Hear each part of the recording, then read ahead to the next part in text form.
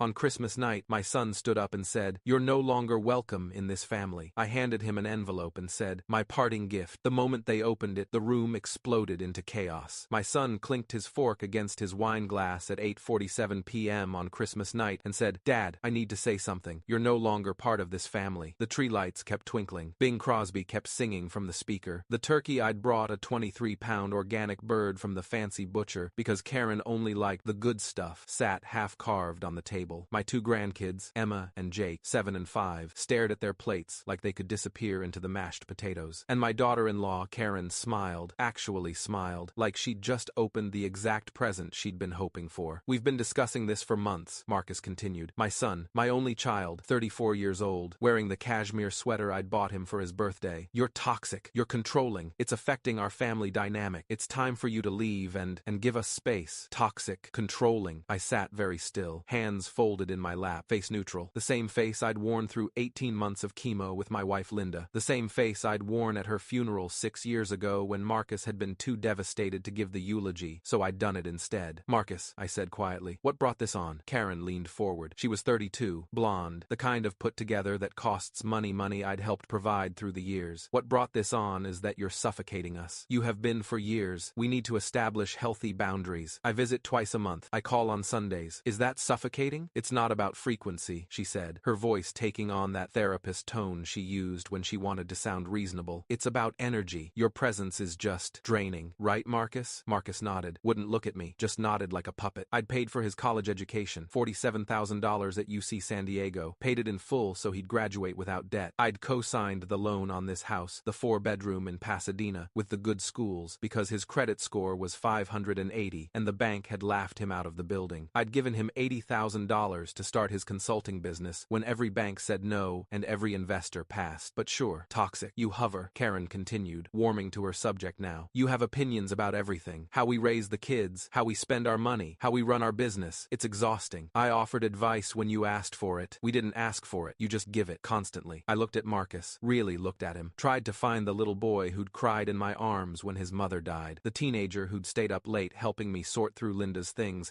because he knew I couldn't do it alone, the young man who'd said at her funeral, "I don't know how to do life without Mom. Promise, you'll always be there." I'd promised. He still wouldn't meet my eyes. "This is Karen's idea, isn't it?" I asked. Marcus stiffened. "It's our decision." "No," Karen snapped, dropping the reasonable act. "It's the right decision. You've had your claws in him long enough, Robert. He needs to be his own man." Claws. Like I was some kind of parasite instead of the father who'd raised him alone after Linda died, who'd worked double shifts at the engineering firm so he could do travel, soccer, and debate club, and college application fees. Emma started crying, quiet little sobs. Jake put his arm around her. "Can we go to our room?" Emma whispered. "Not yet," Karen said sharply. "This is a family moment. You need to understand what's happening." A family moment. Jesus Christ. I should have been surprised, should have been blindsided, but I wasn't, because I'd seen this coming for years. Karen had started dating Marcus 8 years ago. She'd been sweet at first, grateful when I helped them with rent during a rough month, thankful when I paid for their wedding $32,000 for a small, intimate ceremony that somehow required a 4-tier cake and a live band. But something had shifted after they had Emma. Suddenly my visits were unexpected. My gifts were too much. My presence was stressful. She'd started making comments, little digs. Marcus's father is very involved. We're trying to give the kids space from outside influences. Marcus needs to learn to make decisions without running to daddy. I'd ignored it, told myself it was new parent stress, that she was just protective, that it would pass. It didn't pass. It got worse. 2 years ago, I'd offered to help them hire a bookkeeper for the business. They'd been drowning in paperwork, missing quarterly tax filings, getting penalty notices. Karen had exploded, accused me of thinking they were incompetent, of trying to control their company, of treating Marcus like a child. I'd apologized, backed off, let them handle it themselves. They'd nearly gone bankrupt. The IRS had filed a lien. The business account had been frozen. Marcus had called me at 2 a.m., crying, asking for help. I'd paid off their tax debt, $43,000. Karen never thanked me, just said they would have figured it out eventually. Last year, I'd missed Emma's birthday party because I had the flu. Karen had called Marcus in front of me. I was at their house, dropping off Emma's present, and said, "See, he can't even prioritize his own granddaughter. He'd rather stay home than celebrate her." I was running a 103-degree fever. Marcus knew that. He didn't correct her. That's when I started to understand. Karen didn't just dislike me. She wanted me gone, and she was slowly, methodically, turning my son against me. 6 months ago, I'd been at their house, fixing a leaky pipe in the kitchen. Marcus had asked for help, said they couldn't afford a plumber right then. Karen had been on the phone in the next room. I wasn't trying to eavesdrop. The walls were just thin. Once the old man's gone, everything comes to us anyway, she'd said, casual, matter of fact, like she was discussing the weather, the house in Arcadia, the investment accounts, everything. Might as well speed up the process. If we cut him off now, make it clear we don't need him, maybe the stress will,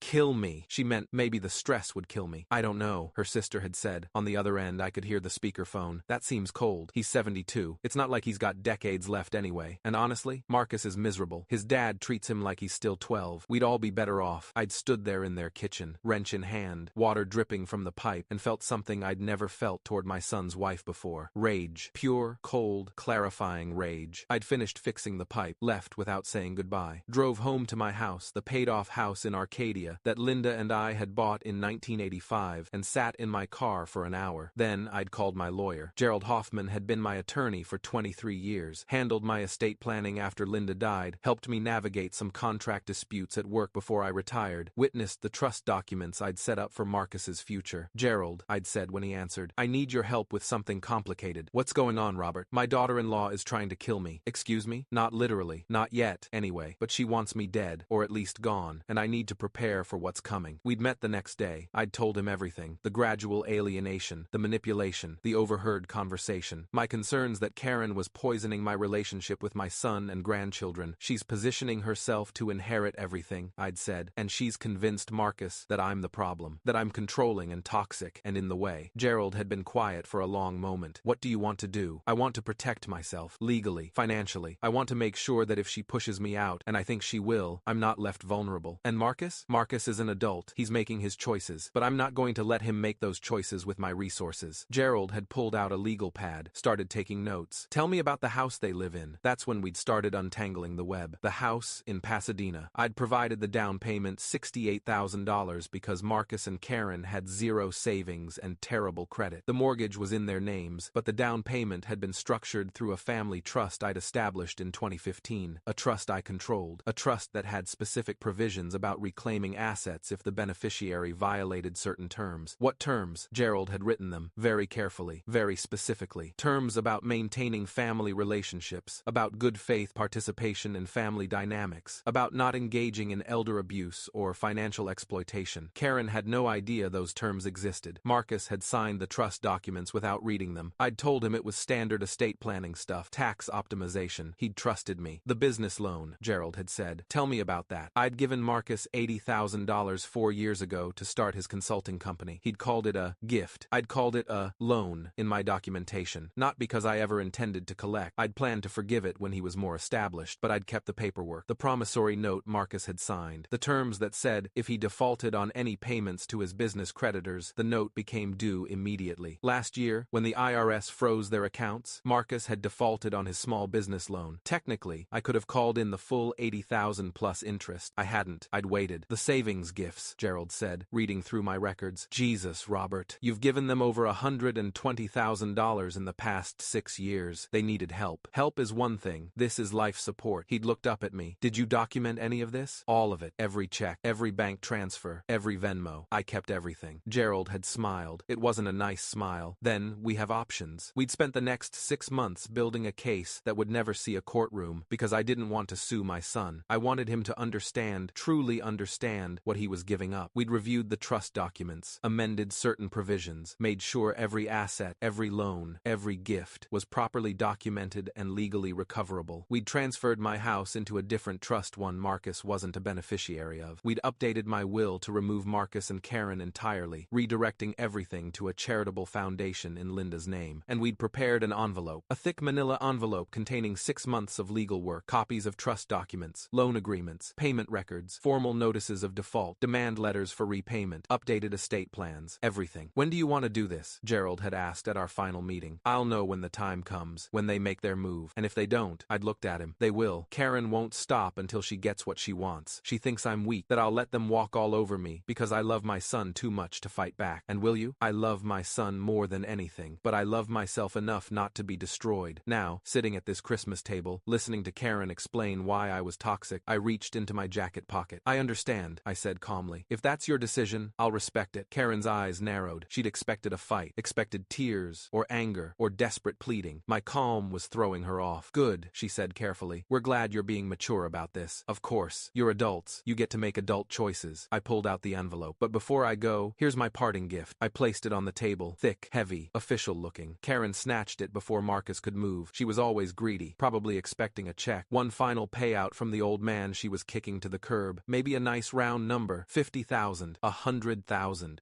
Please forgive me for being such a burden gesture. She tore it open. The first document was a letter on law firm letterhead. Hoffman and Associates. She started reading. Her face went from smug to confused to white in about 5 seconds. What? She looked up at me. What is this? Marcus grabbed the papers from her hands, started reading. His hands began to shake. Dad, what did you do? I took a sip of wine. Let it breathe. Let the moment stretch. You wanted me out of the family. I'm simply honoring your request. Emma and Jake were staring now, not understanding but sensing the shift in the room, the way the air had changed. Marcus was flipping through pages frantically. This says you're calling in the house down payment? Not calling it in, reclaiming it. The trust that funded your down payment has specific provisions about family relationships and elder respect. You violated those provisions. The trust is revoking its support. But this is our house. Actually, I said calmly. Check page 4, section 3.2. The trust holds a contingent interest in the property. If the beneficiary violates the terms which you have, the trust can execute its claim. That's not legal. It absolutely is. Gerald Hoffman, 31 years practicing estate law, structured it that way specifically. You signed the documents in 2019. Didn't read them, did you? Karen's hands were shaking now. You can't do this. You're trying to blackmail us. I'm not trying to do anything. I'm doing it. Keep reading. Marcus found the next section. His face crumbled. The business loan. The $80,000 I gave you, which you called a gift, which I documented as a loan, with your signature. I pulled out my phone, opened my photos, showed him a picture of the promissory note. You defaulted when the IRS froze your accounts last year. The terms state that any default makes the full amount due immediately, plus interest at 6% APR.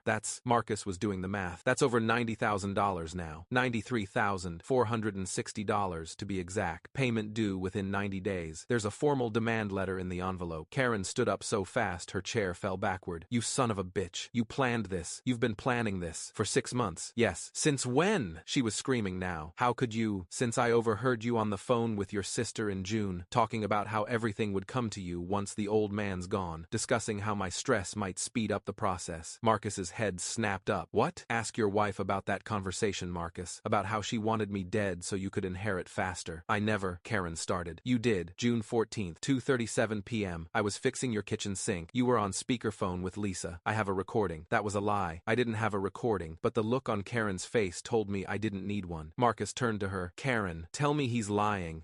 It wasn't like that. I was just venting. I didn't mean, you hoped I'd die. I said it softly, without accusation, just fact, so my son could have my money without the inconvenience of having me around. The room went completely silent. Even the Christmas music had ended. Just the sound of Emma crying and Karen's harsh breathing. There's more, I said. Keep reading. Marcus flipped to the next document. The savings accounts? Every penny I've given you over the years. $123,000 in gifts since 2018. All documented. All with written notes about being temporary support or bridge funding or emergency assistance. I'd been very careful about my wording. I'm not demanding repayment on those, but I am documenting them for tax purposes and potential fraud investigation. Fraud? You've been claiming your business income on your tax returns, but you've failed to report my financial support as income. That's potentially fraudulent. The IRS might be interested. Gerald had been very clear that this was a gray area, that it probably wouldn't result in actual charges, but the threat was enough. And finally, I said, page 12, my updated estate planning documents. You and Karen have been removed as beneficiaries from my will, my trusts, and my investment accounts. Everything now goes to the Linda Morrison Foundation for Cancer Research. Linda, my wife, Marcus's mother, the woman who'd loved our son more than life itself, the woman whose name Karen had forbidden in their house because it made her uncomfortable. Marcus looked like he'd been punched. You're cutting me out. You cut me out first. I'm just making it legal. But Mom would have wanted, your mother would have wanted you to honor your family, to treat the people who sacrificed for you with respect, to not let your wife scheme to kill your father for inheritance money. I didn't know, Marcus's voice cracked. I didn't know she said that, but you knew she was pushing me away. You knew she was poisoning our relationship, and you let her. You chose her comfort over my presence. So now, you get to live with that choice. Karen grabbed the papers from Marcus. This is illegal. All of this. We'll sue. We'll fight this. Go ahead. The number for Hoffman and Associates is on the letterhead. Gerald would love to hear from you, but I should warn you, litigation is expensive. And since I'm calling in your business loan and you're about to lose your house, I'm not sure you can afford it. Her face went from white to red. You vindictive old bastard. Probably, but I'm a vindictive old bastard who still has his house and his money and his dignity. Can you say the same? Marcus was staring at the papers like they were written in a foreign language. Dad, please, we can fix this. We can talk about it. I'll talk to Karen. We'll work it out. Work what out, Marcus? The fact that your wife wanted me dead? The fact that you just stood up at Christmas dinner and told me I'm no longer part of your family? Those aren't things you work out. Those are things you live with. I was wrong. I'm sorry. I was so wrong. You were. And you'll be even sorrier in about 45 days when you have to vacate the property. That's how long you have. It's in the notice. Where are we supposed to go? That's not my problem anymore. I'm not part of your family, remember? You made that very clear. I stood up, buttoned my jacket. The same jacket Linda had bought me for our 40th anniversary. The last gift she'd given me before the cancer took her. The business accounts are frozen, pending the loan repayment. I continued, my voice steady, professional. Your credit cards, the ones I'm listed as a co-signer on, are being closed effective tomorrow. The joint savings account we opened for Emma and Jake's college fund remains intact. That's for them, not you. But you don't have access to it anymore. I've established myself as the sole trustee until they're 18. You can't do this to your grandchildren. I'm not doing anything to my grandchildren. I'm protecting them from their parents' financial mismanagement. The money will be there when they need it. If you're still in their lives by then, Emma was full-on sobbing now. Jake looked terrified. I wanted to go to them, to hold them, to tell them Grandpa loved them, and none of this was their fault. But I couldn't, not anymore. Marcus grabbed my arm. Dad, please